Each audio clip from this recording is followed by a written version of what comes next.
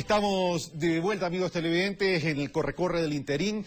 Ahora tenemos a la ministra Betty Tola, ministra de Inclusión Económica y Social, para hablar sobre el tema de economía popular y solidaria. Señora ministra, primero, bienvenidas.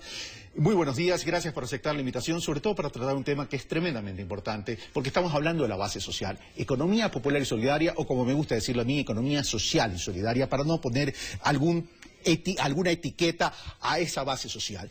¿Cómo se ha desarrollado en el Ecuador? Y a la hora del té, más allá de las palabras, hechos concretos, ¿cuál es la tangibilidad de la economía popular o social y solidaria en el país?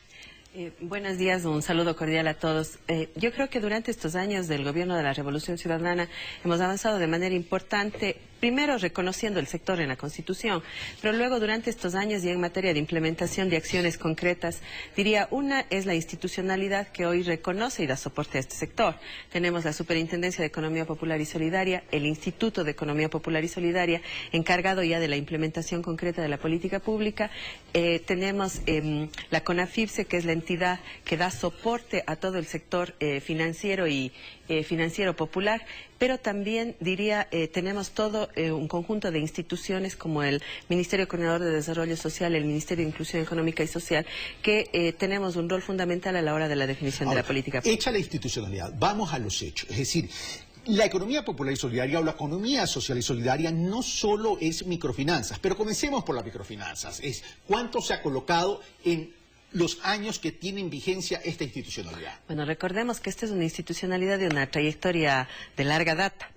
Ustedes y todos recordamos que durante la crisis financiera, por ejemplo, en donde la banca jugó un rol nefasto para el desarrollo del país y sobre todo respecto a los ahorros de muchísimos ciudadanos de nuestra patria, fue el sector de las cooperativas de ahorro y crédito quienes le dieron un soporte y sostén a un conjunto de familias ecuatorianas. Es decir, la historia y la vigencia de este sector tiene larga data, pero es un sector que representa más del 25%, por ejemplo, en activos y en colocación respecto a todo el mercado financiero. Es decir, no estamos hablando de un sector ni pequeño, ni marginal, ni de lo pobre. Este me parece que es un concepto que es sumamente importante trabajarlo, tanto cuando hablamos de las finanzas populares, cuanto cuando hablamos del sector en general. Entonces me parece que ahí hay un primer elemento. O sea, un porcentaje de la cartera o de los activos del sistema financiero en el porcentaje que usted menciona es bastante. Es bastante. Ahora, el tema es, en ese periodo de tiempo, ¿cuánto representa del Producto Interno Bruto? Por ejemplo, en el caso de lo que se ha colocado en los últimos años, la cartera a este momento de las finanzas populares es de 5.988 millones. Eso es una colocación sumamente importante durante algunos años, tan solo a través de la CONAFIPSE.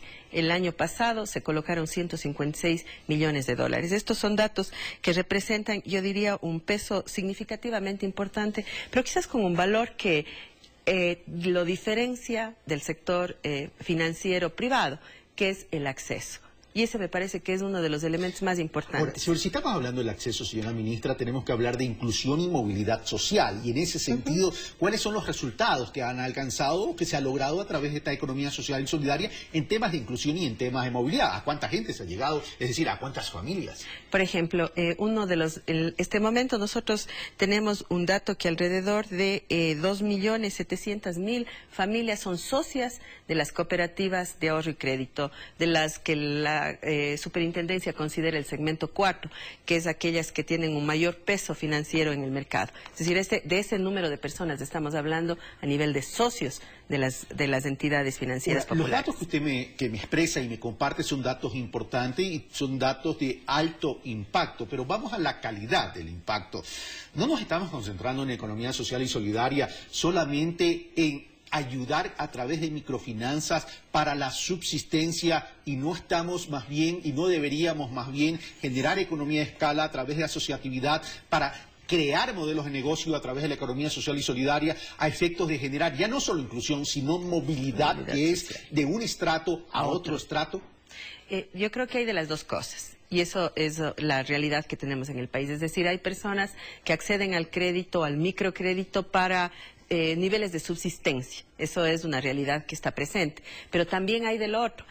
Voy a poner algún ejemplo y quizás esto nos da cuenta del trabajo que se está haciendo y en materia de política pública articulada también a las finanzas populares. Compra pública. La compra pública es un instrumento que puede y ha logrado movilizar recursos importantes hacia este sector, pero también niveles de movilidad social. La compra pública se ha expresado durante el año 2014 en un monto total de 85 millones de dólares. Esto es confección de uniformes, confección de pupitres, servicios como alimentación, por ejemplo, y limpieza.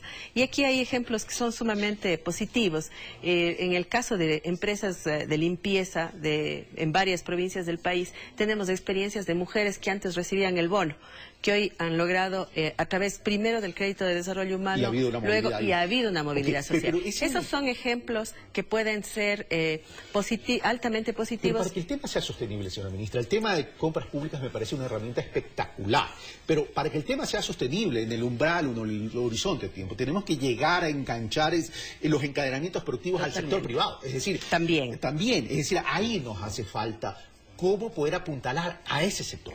Ahí yo creo que tenemos instrumentos como el trabajo que se está haciendo en términos de comercialización y mercado. Quizás el sector más amplio en este sentido es el de la producción de alimentos.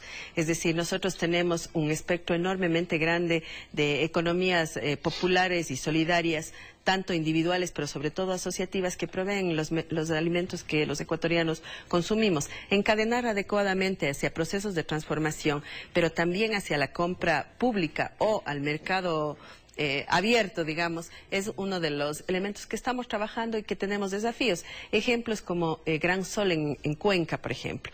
Gran Sol en Cuenca es una experiencia que encadena producción de alimentos, transformación de algunos alimentos y una red de tiendas que prestan el servicio, digamos, que venden esa producción. Estas son experiencias que ya no son, como usted bien señala, pequeñas, marginales, sino son experiencias sostenibles.